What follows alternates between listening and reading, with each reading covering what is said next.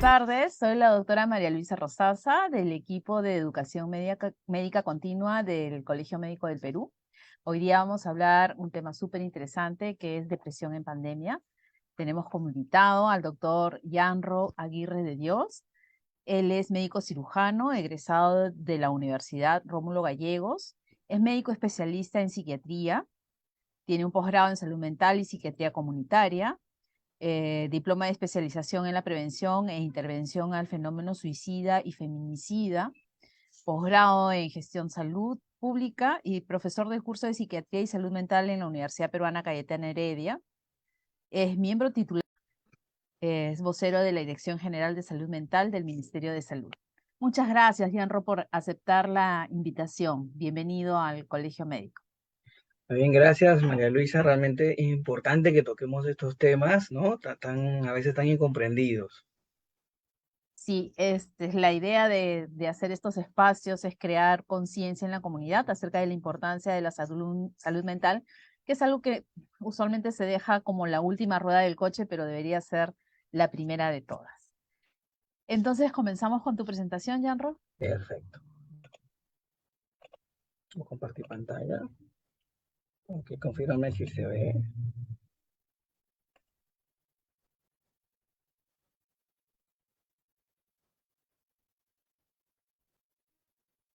Ok, muy buenas tardes.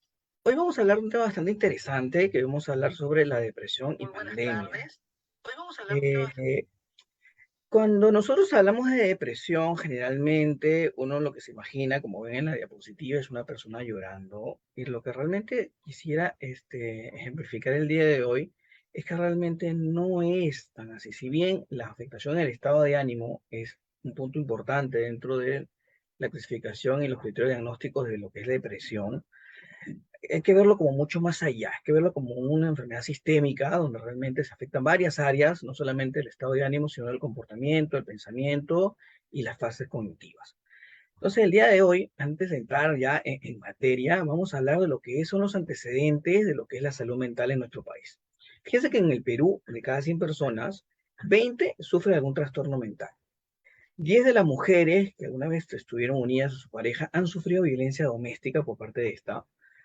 20 niños tienen algún problema de salud mental y solamente 2 de cada 10 personas con trastornos mentales han recibido algún tipo de atención.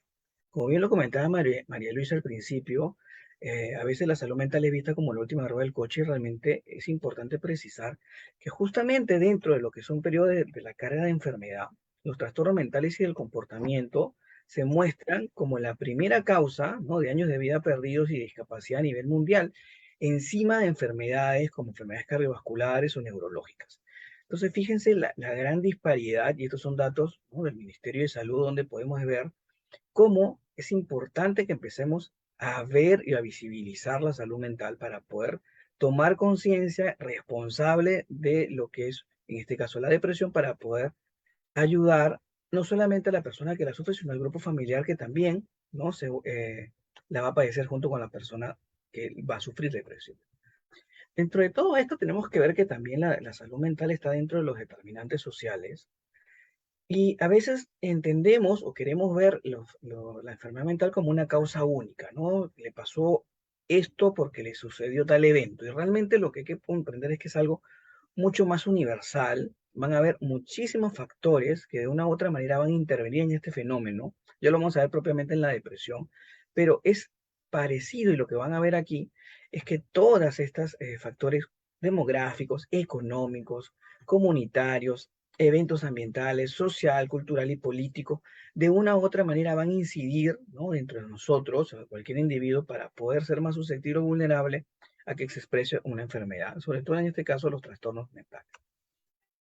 ¿Qué es depresión? Y la OMS nos dice, ¿no?, que la depresión es un trastorno mental frecuente. Fíjense que es el punto frecuente. A veces muchas personas piensan que esto es algo que no se presenta muy a menudo, que solamente le da a cierto tipo de personas, cuando realmente no. Y que se va a caracterizar, ¿no?, por la presencia de pérdida de interés, placer, sentimientos de culpa, falta de autoestima, trastornos del sueño, del apetito, sensación de cansancio y falta de concentración. Desde el punto de vista clínico, ¿no?, se va a caracterizar, lo que más nosotros podemos ver o lo que veamos a una persona que sufre de depresión, generalmente, como decía, lo vemos como una tristeza profunda, pérdida de interés, pero además, y eso es donde yo quería, pues justamente que entendamos un poquito más la depresión, una amplia gama de síntomas emocionales, cognitivos, físicos y del comportamiento. No es solamente la parte anímica, está involucrada una amplia gama de factores, ¿no? Sobre todo la parte física, porque muchas veces la depresión se muestra con síntomas somáticos, en este caso dolores, malestares, que a veces no son bien vistos o en su defecto cuando exploramos un poquito más allá podemos darnos cuenta que una persona puede estar presentando depresión y esta sintomatología accesoria, entre comillas, es la que más se manifiesta, ¿no? Y cuya duración es mayor de 2 semanas. Para poder entender un poquito más, porque la idea no es inundarlo con criterios diagnósticos, sino más bien que entendamos un poquito la depresión y hay que verlo en 4 ejes, ¿no? Yo aquí lo he dividido para poder comprenderlo un poquito mejor en síntomas fundamentales, o sea, si esto no está, pues no hay depresión, síntomas conductuales, síntomas somáticos y del pensamiento. Dentro de los fundamentales tenemos el estado de ánimo. El estado de ánimo se va a ver alterado, generalmente por una tristeza vital, o una pesadumbre, eso que la persona se manifiesta triste, o a veces no lo exterioriza, pero sí como que la profesión va por dentro, puede manifestar o haber equivalentes como la irritabilidad, ¿ya? No solamente es llorar, sino que la persona también puede estar irritable, molesta, no entiende qué le pasa. Y la anedonia, que es la falta de realizar actividades que le resultaban placenteras anteriormente, que ya no las hace porque quizás no porque no tenga tiempo, sino porque no les provoca actualmente. Los síntomas conductuales, ¿no? Que hay alteraciones cognitivas, mucha gente empieza a tener falta de atención, concentración y memoria, se le empiezan a olvidar las cosas, empieza a tener fallas en situaciones que normalmente no debería fallar y empieza a disminuir su productividad. Y por supuesto hay alteraciones desde la esfera, ¿no? De la agitación psicomotora, como la inhibición y la agitación, descuido en tu cuidado personal, ¿no? Que es lo que más podemos ver, ya lo vamos a ir viendo un poquito más desglosado más adelante, y los síntomas somáticos. Los síntomas somáticos vienen desde las alteraciones del sueño, una persona puede dormir mucho, puede dormir poco, alteraciones en el apetito, puede aumentar muchísimo de peso o puede disminuir sin hacer ningún tipo de régimen dietario especial. La gente se siente fatigada, extenuada. Pueden haber alteraciones sexuales que a veces no le tomamos mucha atención, pero es importante precisarlo, disminución de la libido o falta de respuesta, incluso hasta llegar a la anorgasmia.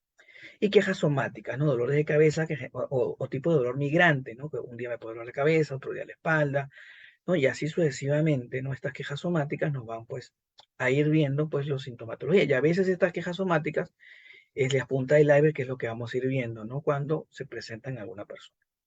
Y otro punto importante y muy, muy relevante son las ideas y las alteraciones del pensamiento. La persona empieza a tener ideas de fracaso, culpa, desesperanza, ruina, inutilidad. Puede pensar que está enferma, incluso puede buscar ayuda en diferentes especialidades médicas. Puede empezar a pensar en la muerte y el 7 al 10% puede cometer un acto suicida o llegar al suicidio, que digamos es la consecuencia mucho más grave de la depresión. ¿Qué se altera en la depresión? Realmente son mecanismos fisiopatológicos, pero no quiero abrumarlos con toda esta cascada neurobiológica, sino más bien ponerlo en forma más sencilla para que sea más fácil la comprensión. Es una alteración a nivel hormonal, ¿no? Y puede responder a amenazas físicas o psicológicas que la persona pueda tener en su día a día. Estas señales van a llegar a sitios importantes en las áreas cerebrales, como el hipotálamo, la corteza pituitaria o en eso está en la corteza suprarrenal. Y esto va a hacer que se libere en nuestro cerebro cortisol. Y estas sustancias van a imposibilitar que los neurotransmisores, ¿no? Estas sustancias químicas que van a estimular muchas áreas de la comunicación en nuestro cerebro, se inhiban. Y a su vez, pues van a hacer que la concentración se disminuya y que el pensamiento racional no sea lo más adecuado. Y esto va a ocasionar una gran cantidad de sintomatología, como ya la vimos anteriormente. Pues para resumir un poquito y precisar todo esto, hay alteraciones genéticas, ambientales, ¿no? Sobre todo estrés en la infancia, factores o eventos negativos que una persona pueda tener, puede ser agudo o crónico, condiciones somáticas de algún tipo de enfermedad, también aguda o crónica, factores de la personalidad, la conducta, tu actividad física, ¿no? El índice de masa corporal. Mucha gente dice o cree que quizá no está muy relacionado el hecho de los autocuidados en salud física, pero sí, como pueden ver, inciden de una u otra manera en tu salud mental. Influencias físicas, La edad no es lo mismo atravesar por situaciones a los 15, 20, 40 años que a los 80, por ejemplo, el estatus sociodemográfico, como lo vimos hace rato, y todo eso va a generar este desequilibrio en varios neurotransmisores y nos va a ocasionar la sintomatología depresiva. ¿Qué señales, no, nos deben alertar de que una persona puede estar pasando por este tipo de episodios, ¿no? Entonces, fíjense que lo que nosotros vamos a ver al exterior de una persona, primero que hay un cambio radical en su comportamiento. Normalmente no se comportaba así. Entonces tenemos alteraciones en el comer o en el sueño, ya sea que duerma demasiado o duerma muy poco. Pierde el interés, ¿no?, en sus actividades que normalmente hacía, como el trabajo, estudio, en la esfera social. Descuida su cuidado o su apariencia personal. Y aquí vienen los puntos que a veces uno puede notar y que a veces no le toma mucha importancia, ¿no? Cuando la persona empieza a aislarse, se empieza a alejar de sus amigos, de su familia o de las actividades sociales. Cuando hay aumento en el consumo de sustancias, ¿no?, como algún tipo de alcohol o drogas, dificultad para comunicar lo que siente y a veces puede reaccionar de manera irritable, ¿no? Puede empezar a regalar sus posesiones, experimentar formas de hacerse daño, puede despedirse de sus seres queridos, no responder a los comentarios positivos que le puedan hacer, ¿no?, y tener altas y bajas en su estado de ánimo y su conducta. En cuanto a las emociones y sentimientos, las personas no se van a expresar, ¿no? Van a expresar sentimientos negativos, ¿no? Generalmente impotencia, inutilidad y fracaso.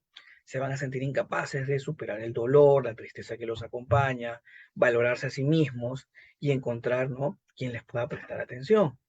Y muchas veces manifiesta estar solo o estar desanimado, ¿no? Se carga o ser una carga para familias con este pensamiento de inutilidad, para su familia y amigos, no tener razones para vivir, ¿no?, o expresar que no será un problema por mucho tiempo y que este sufrimiento es muy grande y que no puede comer.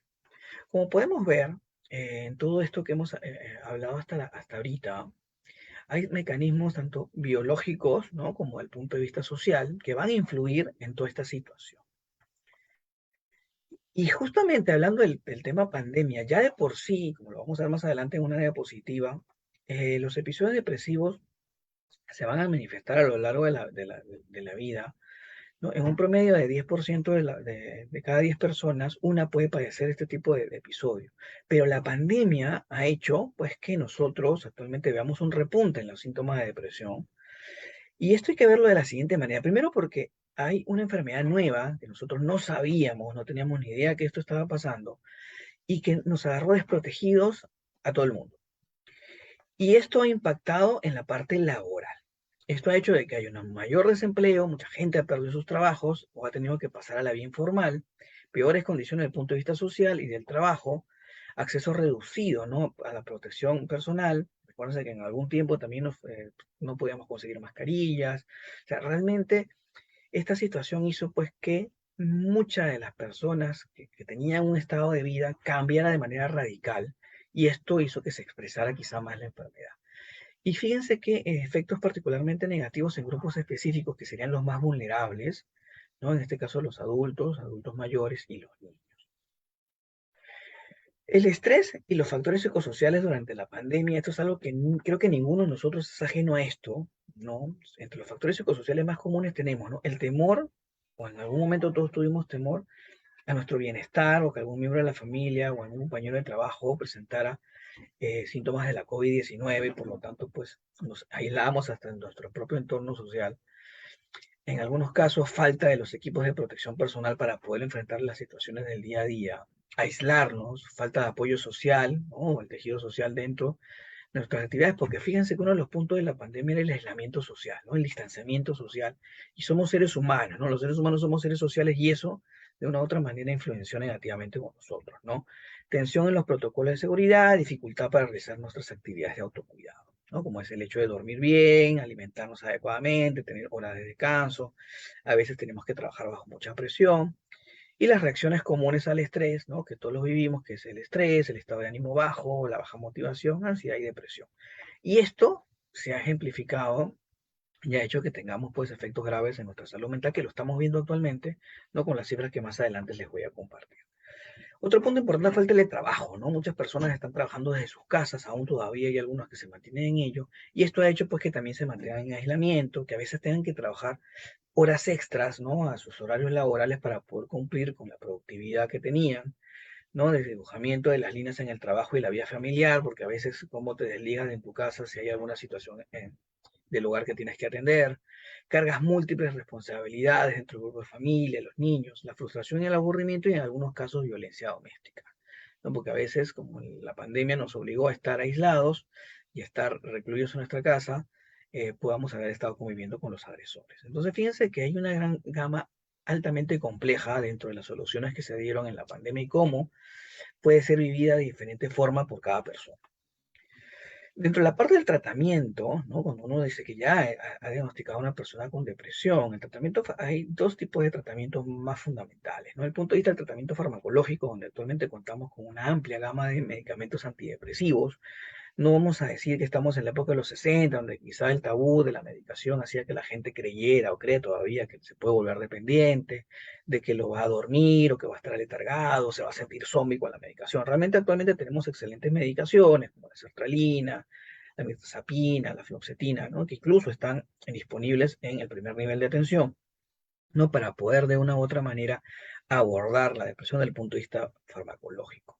Porque es importante entender que a veces hay que medicarlos, porque como hemos visto, obedecen a factores biológicos y una regulación dentro del punto de vista de las monoaminas, como la serotonina, la adrenalina. Estos mensajeros químicos hay que regularlos y la medicación cumple un papel fundamental en esto, no solo en la regulación de los mismos, sino también en la ayuda pues de la reconexión cerebral.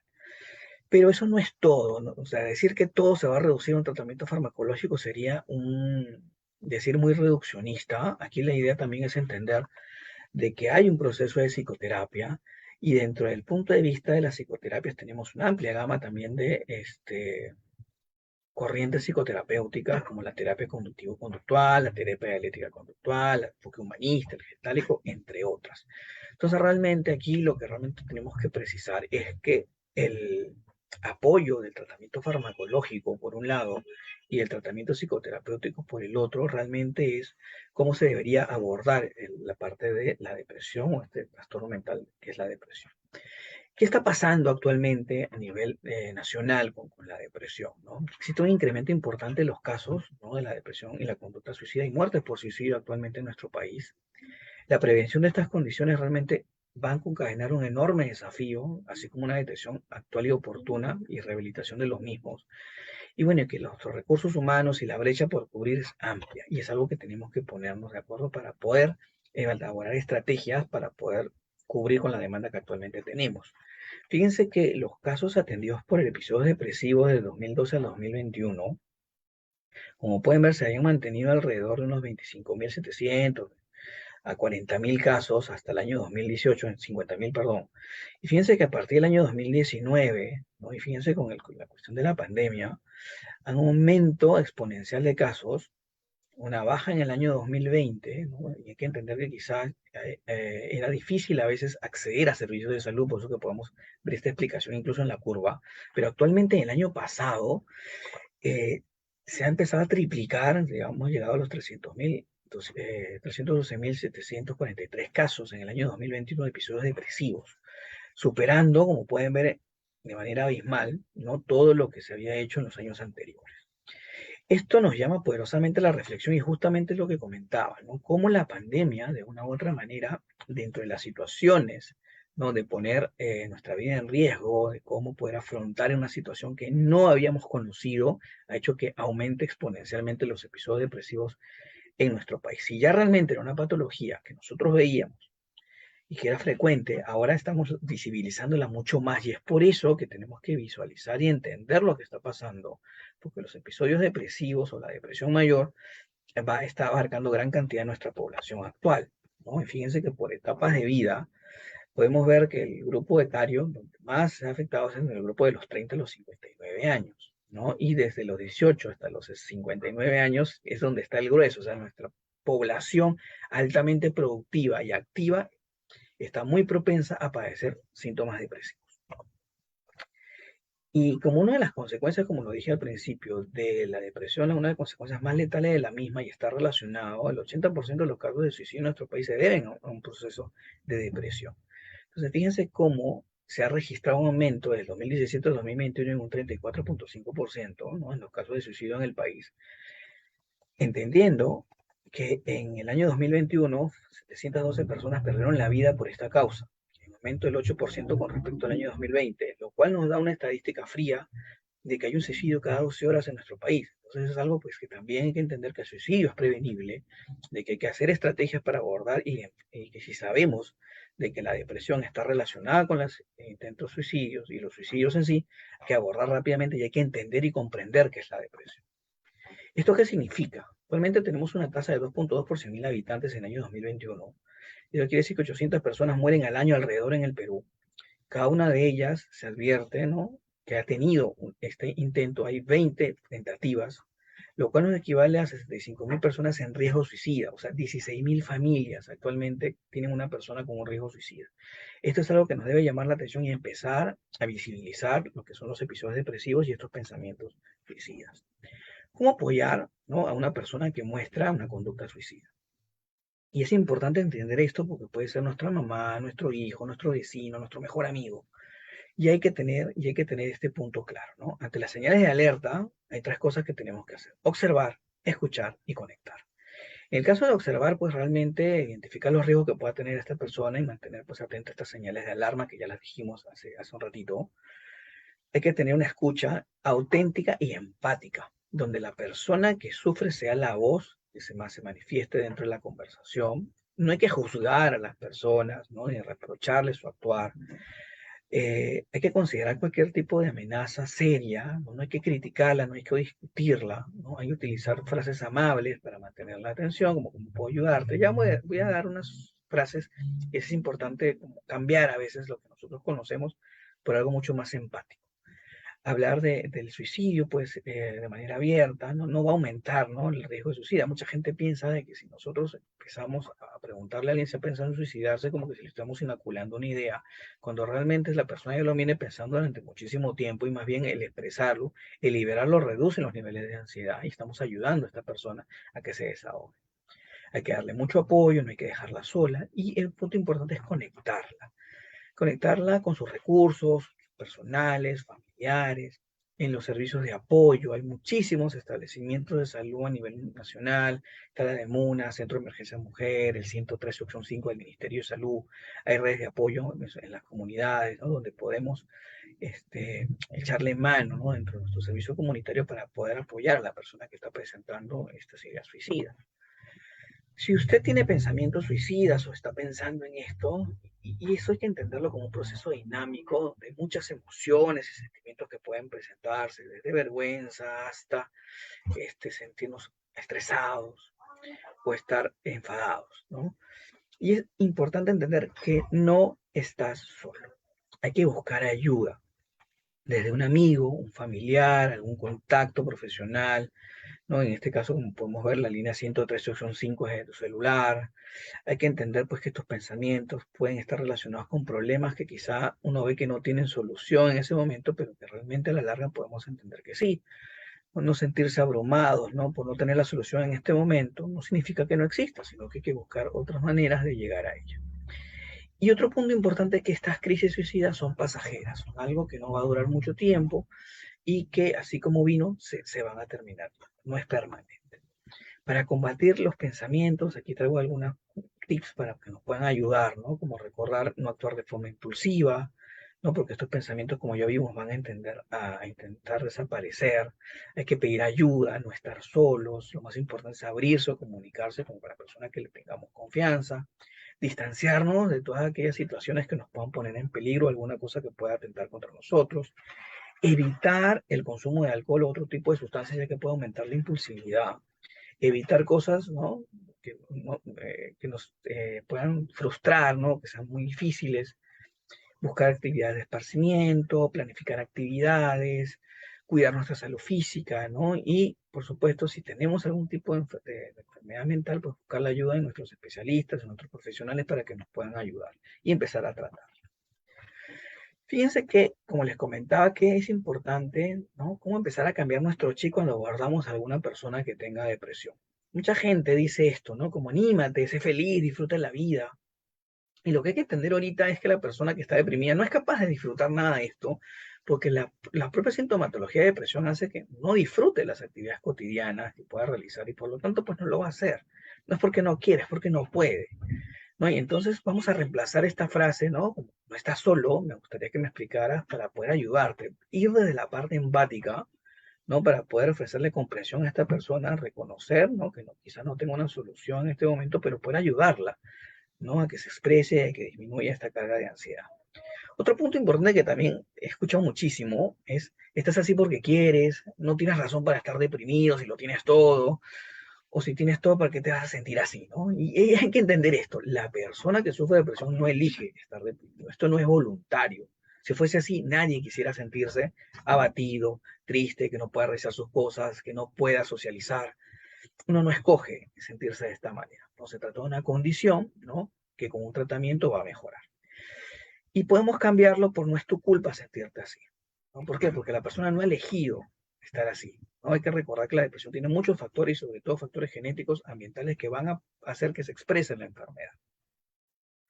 Otro punto importante es el bendito pon de tu parte. Ya lo vas a superar o esto va a pasar. Este tipo de frases, lamentablemente, o comentarios van a hacer que la persona no la vas a ayudar porque la persona va a pensar que su pensamiento no es válido. Ver la vida de manera tan optimista a una persona que realmente no puede hacerlo porque está abrumada con el velo negro de la depresión, puede hacer que incluso su autoestima disminuya. Y mejor reemplazarla, ¿no? Por frases como me preocupa verte así, me gustaría poder ayudarte, no sé si estás dispuesto a hablar, ya sea con un psiquiatra, con un psicólogo, sobre lo que te está pasando. Y es importante en estos puntos motivarle a buscar ayuda profesional y dejarse estigmatizar la salud mental. ¿No? Mucha gente dice la salud mental es para locos, y realmente no, cualquier persona, usted o yo, podemos sufrir de un episodio depresivo o cualquier otro tipo de trastorno mental. Otro punto importante es, todos tenemos problemas o piensas demasiado en ti, y esto en ocasiones puede hacer que la persona con depresión pueda estar muy pendiente de sus pensamientos, porque es lo que rige en ese momento y muchas acciones le van a preocupar sobre su vida. Y hay que reemplazarlo en qué puede ayudarte. Es posible, ¿no? Que pienses que puedes ayudarle de alguna manera, pero la idea justamente es invitarlo a que busque la ayuda adecuada, a que se exprese y se desahogue, pero si estamos viendo que esto va a afectar tu esfera social, laboral, familiar, es hora que acudas o acudir con un especialista. Tenemos documentos técnicos normativos a nivel del Ministerio de Salud y tenemos una red de atención comunitaria en salud mental en redes integradas a nivel nacional. Tenemos más de 208 servicios de salud mental comunitaria, ¿no? Donde estos centros de salud mental van a trabajar, ¿no? De manera alineada con los centros de atención primaria. Tenemos aquí servicios de niños, niñas, adolescentes, servicios de adulto, adulto mayor, servicio de atención en adicciones, servicio de participación comunitaria, ¿no? Donde pues es importante entender que a nivel de Lima metropolitana y a nivel nacional tenemos en todas las regiones del país algún centro de salud mental. Estos centros de salud mental están atendidos por médicos psiquiatras, psicólogos, enfermeras especialistas, trabajadores sociales, y es importante pues para nosotros entender que tenemos estos servicios, incluso pueden googlearlo, ¿no? Centro de Salud Mental Comunitario dentro de comunidad, y vas a ver que en una zona muy cercana a tu domicilio hay un centro de salud mental. Entonces tenemos, a veces estos servicios la gente no los conoce y es importante empezarlos a conocer, ¿no? Desde el año 2015, que se inicia la reforma en salud mental comunitaria en el Perú, hasta el año 2020, hemos venido aumentando la demanda de los servicios. Actualmente, como lo dije hace ratito, no hay ninguna región en nuestro país donde no haya un centro de salud mental comunitario. Y se han ido capacitando los centros de atención primaria para la detección de los problemas de salud mental como estrategia nacional. Y se han potencializado en hospitales nacionales servicios de hospitalización y también de salud mental a nivel nacional.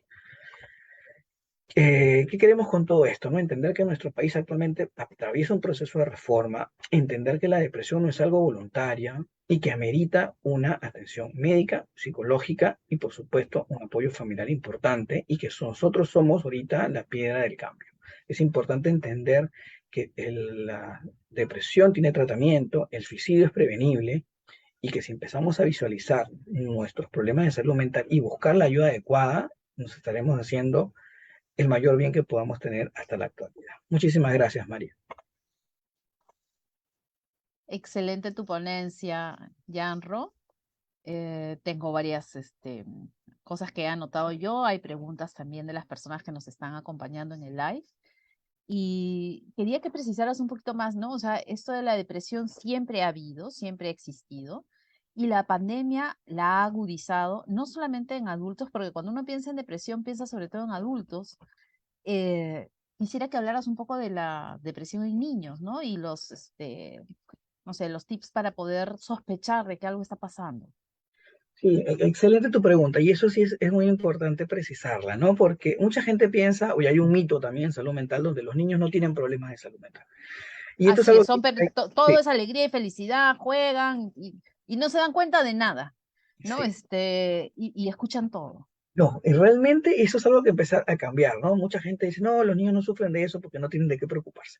Y lo que tenemos que precisar actualmente es que la depresión en niños, si estamos viendo también las estadísticas, también ha aumentado. Sabemos que Mm, actualmente no solamente los síntomas depresivos, sino la ansiedad en niños ha aumentado alrededor de un 40 a un 60% a nivel nacional.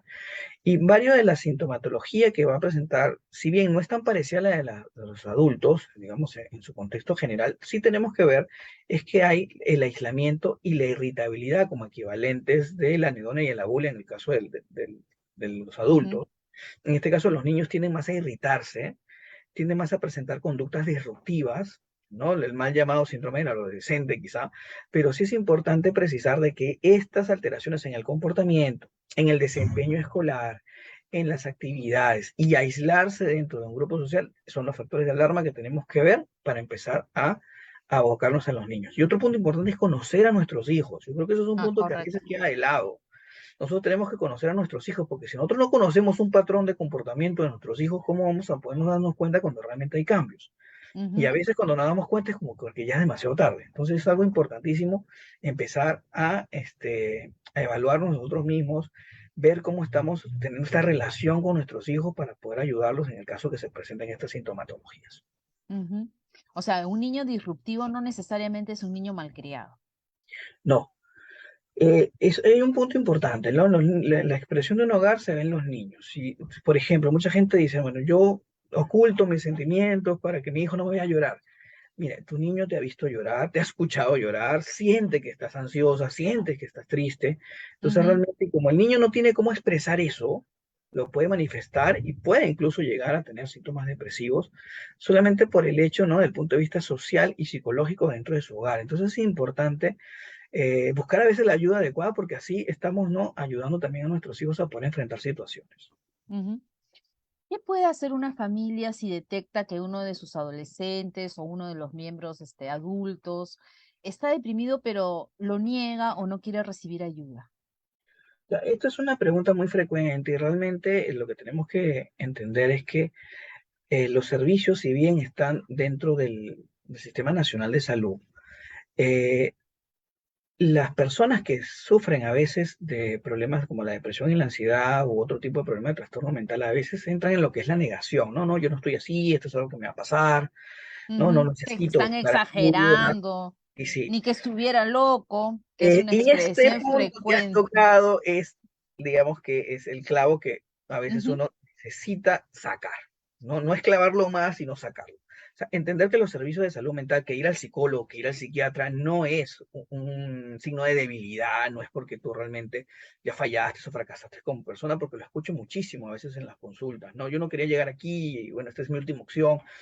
Y realmente la depresión, la ansiedad son muy comunes, como ya vimos, y el hecho de recibir ayuda no significa que eres débil, significa que eres más bien todo lo contrario, que eres suficientemente valiente como para aceptar que hay un problema y buscarlo. Mucha gente a veces dice, no, yo no voy a ir al psicólogo y al psiquiatra, que eso no quiero, pero a veces hay personas que los sí loqueros. lo Mi lo loquera, me dicen mis interioriza, pacientes. lo interioriza y quizá no quieras ir, pero hay opciones desde tu casa, ¿no? Para poder llamar al 113 opción 5. Ahorita esa línea está siendo atendida por psicólogos a nivel nacional, o sea que hay un especialista en salud mental que te puede escuchar. Ujú, Si no quieres ir, hay una opción vía telefónica donde puedes llamar, hay opciones también a nivel de varias ONG y también servicios de salud dentro de la esfera de la nación. Entonces realmente el hecho ahorita de no querer, bueno, probemos haciendo una llamada telefónica a ver qué te dices, manifiéstate y Ujú. puedas desahogarte. De repente esta llamada puedes marcar la diferencia a una persona que quizá no quiera ir y busque los servicios porque realmente entiende que algo no está bien y que necesita la ayuda pertinente. Es que es bien difícil ayudar a una persona que no tiene conciencia de enfermedad, ¿no? Sí. El que no quiere recibir ayuda es bien, bien complicado para nosotros. Me gustó mucho la lista de frases que pusiste, Janro, respecto a lo que decimos y lo que podríamos decir, ¿no? Porque con mucha frecuencia se les dice a los pacientes en todas las áreas, ¿no? Inclusive pacientes con fibromialgia, que también tiene un componente emocional importante, o con enfermedades crónicas, pon de tu parte. Y acá hay una pregunta de Yander que va con esa línea. Dice, ¿qué tanto nos afectó el positivismo tóxico durante la pandemia? Esa respuesta con datos específicos no te la puedo tener, porque lo que sí te puedo decir realmente es que la pandemia nos afectó. O sea, nos ha Así afectado es. a todos por igual, ¿no? Ujú. A nosotros que estamos aquí, que somos parte de salud, hasta cualquier persona de nuestra población. No creo que haya nadie en nuestro país que no tenga un amigo, un familiar o alguien que haya fallecido durante esta pandemia. Ujú. No haya alguien que haya visto disminuidos sus ingresos, no haya alguien que está pendiente de las noticias y de una u otra manera esa sensación de alarma, de zozobra, del qué va a pasar mañana, nos ha pasado factura Así es. De a mucha todos. ansiedad por el desconocimiento, sobre todo en la primera fase, cuando no sabíamos qué era, no sabíamos qué hacer, no sabíamos qué iba a pasar. No Ya después, sabíamos ni ¿no? siquiera a veces Nada. los mecanismos del contagio, Ajá. a veces tú podías toser y a la semana no estaba la persona. Entonces, era tan catastrófica toda esta situación que nos ha afectado a todos. Realmente, desde las personas que están en el sistema de salud trabajando, porque estamos de este lado, no habíamos visto la cantidad de mortandad que vimos en sus momentos No. más álgidos. Y realmente dentro del punto de vista del seno familiar tampoco, ¿no? El positivismo de una manera afectó quizá al mal positivismo en este caso, como lo comenta Yana, el positivismo tóxico, ¿no? Que a mí nada me va a pasar, ¿no? Pero Ujú. realmente el punto no es, ¿no? De perder la fe tampoco, ¿no? Entonces, todos los extremos son malos, ¿no? Y lo que yo Ujú. creo que dejar de entender en este caso es que sí, realmente nosotros tenemos que entender que a todos nos ha afectado y que dependiendo de cómo los mecanismos de resiliencia que cada uno tiene, pues lo ha podido afrontar de una mejor manera. Pero que esta situación de pandemia nos afectó y que está repercutiendo actualmente en nuestra salud mental es un hecho que es innegable y que Ujú. tenemos que buscar ayuda si estamos empezando a tener esta sintomatología o señales de alerta. Ujú. Acá hay una reflexión de David que dice, me gustaría entender por qué el ser humano puede transformarse de esa manera en una situación que yo considero no es tan grave. Me refiero a que la pandemia junto con la cuarentena ha demostrado lo inestables que podemos ser, lo frágiles que somos, ¿no? Sí, y eso es un punto que tenemos que tomarnos a la reflexión, ¿no? Y realmente yo no lo vería del punto de vista de la pandemia en sí, o sea, si la pandemia ha potenciado cosas, sí, eso es innegable, pero hay que entender que todo esto viene ligado no solamente de un único factor biológico, o sea, no es que tengamos una vulnerabilidad para esto, sino que más bien los factores sociodemográficos, la edad, nuestras enfermedades previas, ¿no? Mm. Nosotros somos un, digamos, un número gigante, Crisol, ¿no? De, una de, de, mezcla. y de mezclas que pueden hacer que se exprese o no. Y ese es un punto importante. Lo que yo considero que es importante para mí, quizá no es lo mismo para ti. Y eso de una u otra manera va a marcar un ámbito, ¿no? En cómo nosotros vamos a enfrentarnos a una situación determinada. Si, por ejemplo, Dios no quiera, ¿no? Y esta cuestión hubiese sido presencial, ¿no? Y estamos la doctora y yo y usted, ¿no? Nosotros tres en un salón y entra un delincuente, por ejemplo, con un arma y nos apunta a los tres y nos roba el celular a los tres, cada uno de nosotros va a Mm. salir de esta habitación contando de manera distinta en base a tus experiencias previas y cómo viviste ese momento. Y fíjense que fue lo mismo, nos asaltó la misma persona, nos apuntó con la misma arma y nos quitó el mismo arancel, y en este caso fue el celular. Cada Ujú. uno de nosotros va a vivir esta experiencia de manera distinta y fíjense cómo de repente eh, la doctora puede salir tranquila, tú puedes salir, digamos, con un poco de miedo y yo puedo ir directamente con una cita al psiquiatra. ¿Por qué? Porque esto de una u otra manera va a afectarnos. No todos tenemos la misma capacidad de resiliencia y si nos afecta hay que buscar ayuda, que yo creo que ese es el mensaje más importante, ¿no? Ujú. Paola pregunta, ¿cómo ayudar a una persona que se empieza a desesperar por no poder sentir pena y o alegría como si estuviera anestesiada, ¿no? Y busca dañarse físicamente para obligarse a sentir algo? ¿Qué se le puede decir? Lo más importante aquí es entenderla, escuchar de manera empática, como lo estábamos comentando. Es importante no precisar que si esto no es normal y también lo que hablamos de la conciencia de enfermedad, entender que quizá esto ha cambiado, no éramos así o ahora estamos, como ella dice, anestesiados o desensibilizados, verlo como algo que Ujú, no es normal, que quizá no es mi parte de mi comportamiento diario, escucharlo e invitarlo a buscar ayuda adecuada. Porque realmente la expresión de las emociones o la gestión emocional actualmente nos habla de cómo nosotros vamos a poder contactarnos con nuestra tristeza, que no siempre la tristeza es mala, no la rabia y la impulsividad, no, estas emociones no son malas, sino más bien nos ayudan a, por ejemplo, la tristeza nos ayuda a sentir dolor y ser más empáticos. La rabia o la ira nos ayuda, si la canalizamos bien, a poner límites, ¿no? ujú.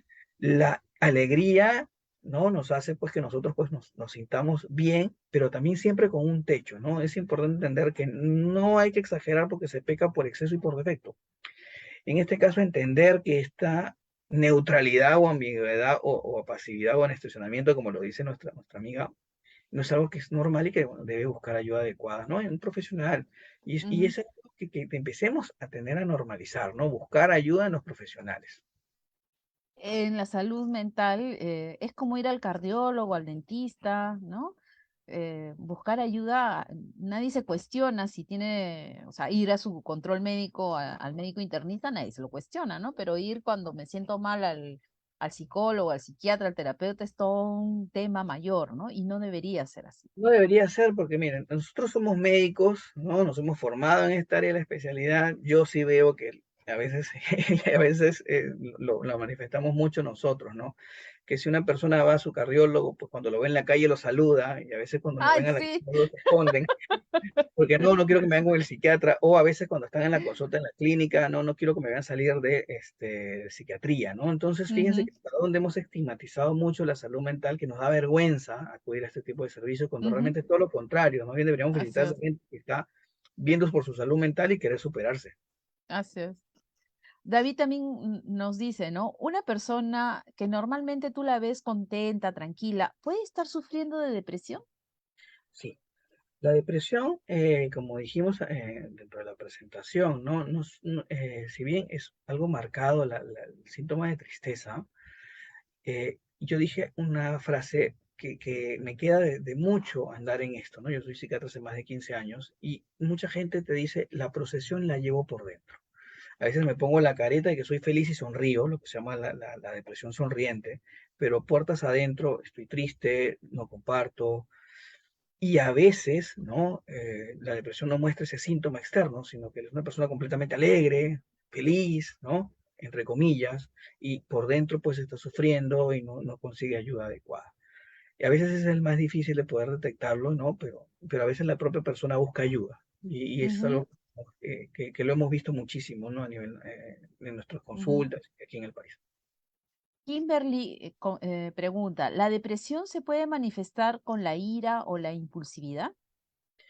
Ya, si bien no son las únicas sintomatologías, ¿no? Porque realmente hay que verlo esto como un contexto, la depresión, si bien puede tener equivalentes irritables o impulsivos, hay que verlo de una manera más global.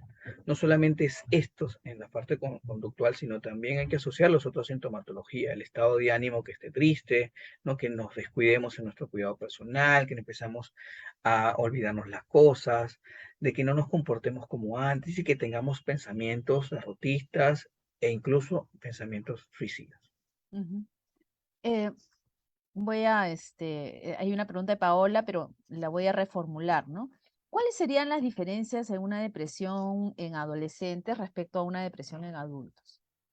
Digamos que si bien la sintomatología es muy parecida, digamos, de que en los adolescentes, en vez de tener este equivalente depresivo, ¿no? De estar De llorando, por tristeza. ejemplo, de tristeza, va más hacia la parte del comportamiento, más irritables, más en alteraciones desde el punto de vista comportamental. e incluso uno que vemos muchísimo actualmente es el inicio del consumo de sustancias psicoactivas para Mm, empezar a mejorar, ¿no? Entre comillas, ¿no? Puede ser el para uso de sentirse menos cannabis, peor. marihuana, sí. Y esto es algo que también estamos viendo, ¿no? Que hay de la mano, ¿no? El hecho del consumo de inicio temprano en nuestros adolescentes por o asociados a la depresión, ¿no? Sobre todo sustancias como la marihuana, que en Ujú, nuestro país están entre los varones de 12 a 14 años la edad de inicio, que estamos viendo actualmente, y en las mujeres estamos viendo que es entre los 14 y 16. Entonces, ujú. es importante, ¿no? Que esta situación de cambios de conducta y el hecho de recurrir a sustancias psicoactivas, tenemos que tenerlo muy, muy presente como una señal de alarma en nuestros adolescentes. Ujú, al alcohol también, ¿verdad? ¿Sí? Y lo otro es que a veces se dice, mi adolescente está súper rebelde y de repente está deprimido. Sí, justamente entonces te decía, el equivalente depresivo no es, mucha gente dice depresión y igual la gente llorando y moqueando, no. Y la depresión puede tener muchas otras manifestaciones y en los adolescentes es la irritabilidad y también en nuestros adultos mayores un equivalente depresivo es estar irritable y es el aislamiento. Entonces le dicen el Ujú, viejo cascarrabias, entre comillas, cuando no, es una persona que puede estar deprimida. Y es ujú, importante porque esa es la punta del iceberg, ¿no? Realmente hay que claro. compasar, ver más allá qué más hay. Y si empezamos a ver qué más hay, nos vamos a dar cuenta que todo esto que le acabo de comentar está Ujú, volando en esta persona y el equivalente o la expresividad al exterior es la irritabilidad o justamente este consumo de sustancias. ujú. Nos dice David, ¿la depresión es consecuencia de un factor externo? ¿Tiene que ocurrir algo para que te deprimas? Y su otra pregunta es, cuando uno está deprimido, ¿busca estar más deprimido? Por ejemplo, escuchando canciones tristes, haciendo cosas que lo ponen más triste. Ya, esa es una pregunta bastante importante y no, la depresión no tiene una única causa, la depresión es multicausal, ya, lo que a veces nosotros decimos como que esto señala, ¿no? De que de ahí estoy deprimido puede ser la gota que derramó el vaso, pero realmente no, es multicausal, hay factores genéticos, ambientales, sociales, personales, ¿no? Donde de una u otra manera pues va a hacer que se exprese. Ahora, desde el punto de vista de la depresión, a veces las conductas autodestructivas, ¿no? Pueden hacer que nosotros estemos en ese bucle, ¿no? De lo que son los pensamientos negativos. Y obviamente el buscar música deprimida es para autolesionarnos, ¿no? No quizá desde el punto de vista físico como cortarnos, pero sí una manera como de empujarnos hacia abajo al punto de vista anímico, ¿no? Al punto de vista psicológico. Pero Ujú, sí son equivalentes dentro de lo que pueda pasar. No todas personas obviamente van a estar así, pero sí se puede presentar o sí pudiera presentarse en algunas personas. ujú. Lita nos pregunta, ¿cómo es el manejo de un niño con depresión? Ya, lo más importante en este caso es llevarlo a un especialista, ¿no? Esto es algo que no hay que hacerlo en casa, ¿ya? Eso sí, hay que tenerlo muy en cuenta. Nuestra responsabilidad desde el punto de vista del hogar es identificar las señales de alarma, ver que algo no está bien y llevarlo a un especialista. En este caso, un psicólogo, un psiquiatra, donde puedan evaluarlo realmente como debe ser y dependiendo de la evaluación de los especialistas te dirán si va a meritar fármaco o no, si solamente psicoterapia, si son las dos cosas, ¿no? Y te van a dar, pues obviamente, en el caso de los padres, cómo poder abordar, ¿no? Del punto de vista en casa de lo que es la depresión. Pero es algo que tiene que hacerlo un especialista. Tienen que Así es. evaluarlo y tiene que darle, pues, un diagnóstico. No es algo que Ujú. yo presumo que voy a hacer en internet y que yo voy a comprar algo en la farmacia. No. Con O sea, doctor en este Google. caso, tenemos que hacerlo de manera real, ¿no? Y acudir a sus especialistas. A mí me ha pasado que he visto, no niños, yo no veo niños, veo adolescentes, que cuentan una historia de mucho tiempo de sentirse mal y recién acuden a consulta cuando comienzan a escuchar voces, o sea, a tener una depresión psicótica. ¿Podrías hablar un poquito de la depresión psicótica? Sí. La depresión, ¿no? Se divide en cuatro grandes criterios, ¿no? En este caso tenemos lo que son episodios, es la primera vez que ocurre un episodio depresivo que puede ser leve, moderado y grave, y el grave se divide en dos. Se divide en un episodio depresivo grave con síntomas psicóticos y sin síntomas psicóticos. Los síntomas psicóticos es la pérdida del juicio de la realidad, donde estas personas van a tener alteraciones en la senso-percepción y alteraciones en el pensamiento. Entonces, en este caso, Ujú, la sintomatología psicótica más común es alteraciones sensoperceptivas, como es el escuchar voces, ¿no? Pueden ser que les ordenen o no, o pueden estar, digamos, comentando sus acciones, y tenemos también alteraciones, por ejemplo, de puede estar viendo a alguien que no está, ¿no? Por ejemplo, alguna mm, figura, una persona. Y va a alterar por lo menos el pensamiento. Las personas pueden pensar que la gente quiere hacerle daño, ¿no? O en este caso que camina por algún sitio y que mucha gente esté pendiente de sus acciones, Ujú, ¿no? Y entonces esta sintomatología va a ser de que la persona reaccione, ¿no? De, ser de manera muy desproporcionada al estímulo externo. ujú. Entonces, pero esto obviamente acompañado de los síntomas depresivos, ¿no? Que los síntomas Claro. depresivos se han presentado y que luego se hayan sumado esta sintomatología psicótica. En todo este caso, la depresión psicótica es la forma más grave de depresión que hay y es Que importante existe. entender que existe y que tenemos que iniciar un tratamiento lo más rápido posible. Así es. ¿Y podría ser un debut, una depresión psicótica, o es más bien una depresión crónica que se va psicotizando, por utilizar el término? Mira, eso es relativo, ¿ya? No todas las depresiones llegan a una depresión psicótica, pero es una depresión que se deja pasar, lo más probable es que pueda llegar ahí. Mm, También tenemos que entender de que la depresión tiene mucha sintomatología accesoria, ¿no? No ujú, solamente estar triste, sino es alteración en tu comportamiento y alteraciones en el pensamiento. Una de las formas más comunes de alteración del pensamiento es empezar a tener las ideas de minusvalía, ¿no? Que no valgo para nada, no sirvo mm. para nada. Nadie me Y quiere, esta estoy idea, solo. esta idea va bajando, ¿no? Y empieza a pensar, bueno, si estoy tan mal, ¿para qué vivir? ¿No? Entonces, si estoy así, entonces prefiero desaparecer o que Dios me lleve. Y si no me lleva, pues lo hago yo. Y Ujú, también está la otra parte de los pensamientos psicóticos, ¿no? El hecho de evadir una realidad que es muy, muy tóxica para la persona y empezamos a tener estos escapes, ¿no? Porque al final el cerebro lo que intenta es protegerse, ¿no? Y si no ujú, puede desde el punto de vista físico, lo hace pues desde el punto de vista psicológico. ujú. David nos pregunta, ¿es sano deprimirse? ¿Ayuda en algo? O sea, ¿por qué tenemos este mecanismo? La ¿Para depresión, qué? la Ujú, depresión ya es una patología y eso es algo que tenemos que tener en cuenta. La tristeza sí es una emoción que cualquiera de nosotros pueda tenerla, ¿no? Si tenemos una mala noticia nos vamos a entristecer, si vamos a estar, y a veces utilizamos mal el término depresión, ¿no? O el ujú, término depre, ¿no? Salí mal en un examen, estoy depre. Mi papá, no me llevó a fin de semana a pasear, me estoy depre por eso. Cuando no es así, la depresión es una patología clínica donde una persona está triste, aislada, llanto, pensamientos negativos, que se está aislando, que tiene dolores de cabeza, que aumenta de peso, que disminuye de peso, todo esto en un continuum donde hay alteraciones en su pensamiento, que es más de 2 semanas de duración como mínimo y que va a alterar la atracción social, familiar y laboral. No es simplemente estar triste. El mecanismo de tristeza es algo que todos podemos tener, es un mecanismo que hace falta, que hay que contactar tus emociones para poder superarlo. Pero una vez que este cuadro se instala, es importante buscar la ayuda médica y tratamiento psicológico. Paola nos dice, ¿nos puede sugerir algún ejercicio que ayude a mejorar la concentración para una persona que esté depresiva? Por ejemplo, no retiene lecturas, no retiene diálogos. Ya. Primero lo importante es precisar si realmente esa persona tiene un factor depresivo, sea evaluada por un especialista. El especialista, en este caso, si sabemos que las alteraciones en la atención, la concentración y la memoria vienen dadas por el espectro de la depresión mayor, con el inicio del tratamiento farmacológico, esta sintomatología debe empezar a disminuir. También hay situaciones o ejercicios para poder realizar desde el punto de vista psicológico, ¿no? Como es mejorar tu atención. Y va desde lo más sencillito, que yo siempre le aconsejo, los pupiletras, la sopa de letras, leer dos páginas de un libro, tratar de memorizar las palabras que normalmente no usamos, subrayarlo. Todo lo que sea ejercicio cerebral nos va a ayudar muchísimo en mejorar nuestra atención y nuestra concentración. Ujú. Pero siempre de la mano de un buen diagnóstico y un tratamiento.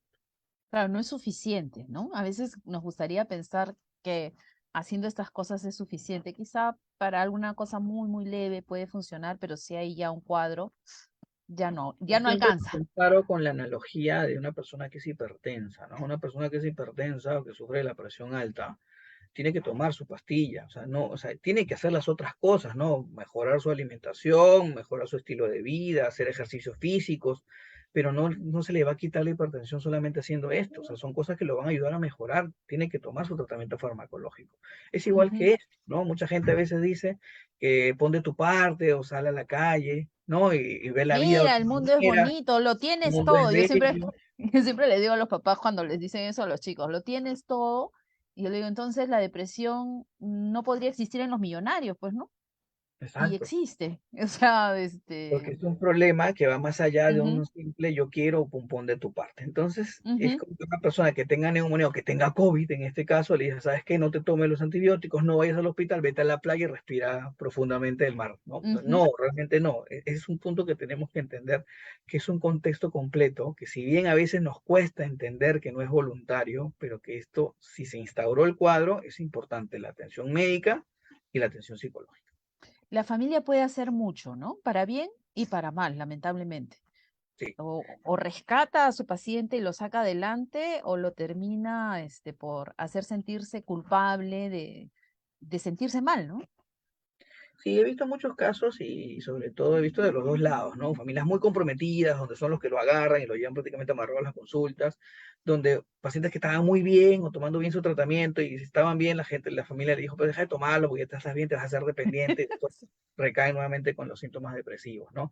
Lo que hay que Ujú, entender es que el tratamiento existe, hay un periodo de tomar las medicaciones que puede variar entre 9 a 18 meses aproximadamente en promedio y si estamos bien es porque estamos tomando el tratamiento, ¿no? Eso también es algo muy importante que yo siempre les digo a mis pacientes, ¿no? Lamentablemente la estadística dice que 7 de cada 10 pacientes va a dejar el tratamiento en el primer trimestre y el de los 3 que quedan, uno va a dejar el tratamiento en el siguiente trimestre, o sea, en el primer semestre, y dos son los que a veces llegan a completar el ujú. tratamiento completo.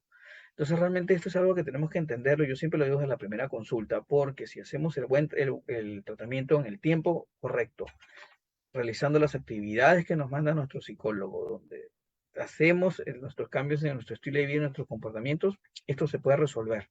Pero a veces somos muy impacientes y queremos que todo sea ya. Y realmente hay que Ujú, tener paciencia en los tratamientos porque esto no es un antibiótico, esto no son 7 días y chao, ¿no? Eso es un tiempo que realmente tenemos que entender y como vimos en la presentación, el órgano diana es el cerebro, es un órgano tan complejo que tiene pues que tomarse su tiempo para poder reconectar nuevamente y poder pues ujú. superar estos episodios depresivos. Ay, Anro, a mí me pasa mucho que yo digo, ¿no? Como quisiera hacer magia y hacer así, ya estás, ya, en una semana se arregló todo, pero si no arreglas tu dieta, tu régimen de hacer ejercicios, ¿no? Salir de las relaciones tóxicas, por más que te dé antidepresivo y hagamos terapia, pues no va a solucionarse, ¿no? Somos una totalidad, ¿no? La suma, somos más que la suma de nuestras partes, ¿no? Y no ganamos nada con identificar el problema si no hacemos algo por resolverlo. Ujú. Acá Lita comenta, dice, ¿la medicación psiquiátrica llega a curar la depresión? Bueno, como lo comentaba en hace ratito, si lo hacemos el tratamiento de manera adecuada, y todas las otras condiciones desde el punto de vista psicológico y los cambios en tu estilo de vida, bueno, sí podemos estar hablando de que un episodio depresivo puede tener una resolución óptima. No todas las personas que sufren de depresión van a tomar tratamiento toda su vida, ¿no? Tenemos que tener en cuenta que mientras mejor lo hagamos al principio, vamos a evitar la cronicidad. Si tenemos varios episodios depresivos a repetición, porque tomamos el tratamiento 3 meses y lo dejamos, vuelve el episodio depresivo nuevamente más fuerte y hay que tomarlo mucho más tiempo, puede hacer que esto sí se cronifique. Y fíjense que el punto Ujú, está en que si lo hacemos bien desde antes, no tendremos que llegar a tomar un tratamiento de por vida, sino más bien los tiempos adecuados que ameritemos si lo hacemos ujú. de manera correcta al principio. Ya, se nos pasó la hora volando. Voy a cerrar con un comentario, el comentario de David que dice, ¿no? Me quedó claro que estar triste no es lo mismo que estar reprimido. Mira, con eso de verdad yo me siento grato el día de hoy porque es parte importante de lo que queremos. Entender que la tristeza son emociones, la depresión es un síntoma o es una complejidad de síntomas y que nosotros tenemos en este caso la oportunidad de poder salir de ello con un excelente tratamiento y con, por supuesto, con el apoyo de uno mismo, entendiendo que algo no va bien y con el apoyo familiar si es que algún familiar te está escuchando esto y poder pues ayudar a su familiar a salir de esto. Ya, para terminar, ¿nos podrías volver a mencionar qué sitios, qué lugares hay para pedir ayuda eh, que son provistos por el Estado? Sí, a nivel del Estado tenemos los centros de salud mentales comunitarios, pueden incluso googlearlo, pues un centro de salud mental comunitario en su distrito y le va a salir exactamente las direcciones.